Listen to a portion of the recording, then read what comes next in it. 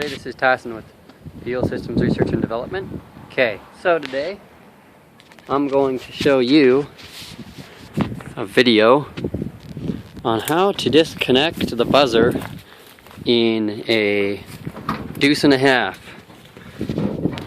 Okay, so we'll get in here, and the buzzer for these things sits behind the shifter here, up underneath,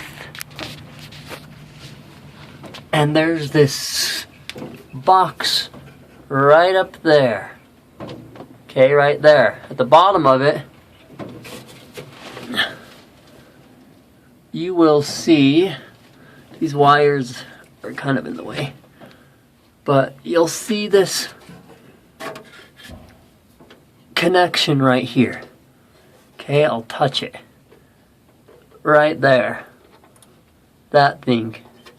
That is where this cable plugs in. So it plugs in there, and then it'll make a buzzing sound if this is in. So typically, that's it. So let me plug that in real quick. Alright. I'm doing this without looking down there, just by touch, so bear with me.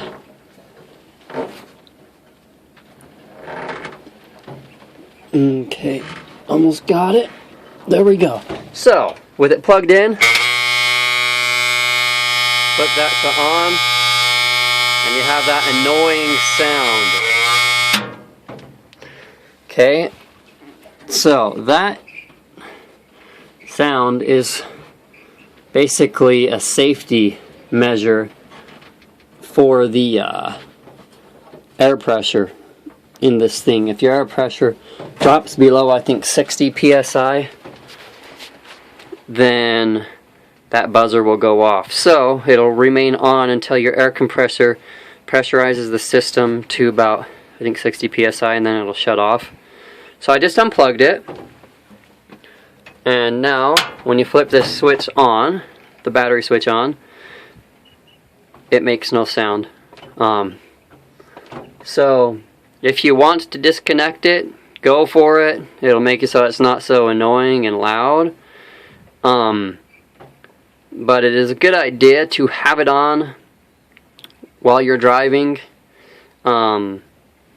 because if your air pressure does drop below 60 psi and you don't have it on, well, you could lose your brakes, since the brakes are air-assisted hydraulic brakes. So it's a good idea to have it in.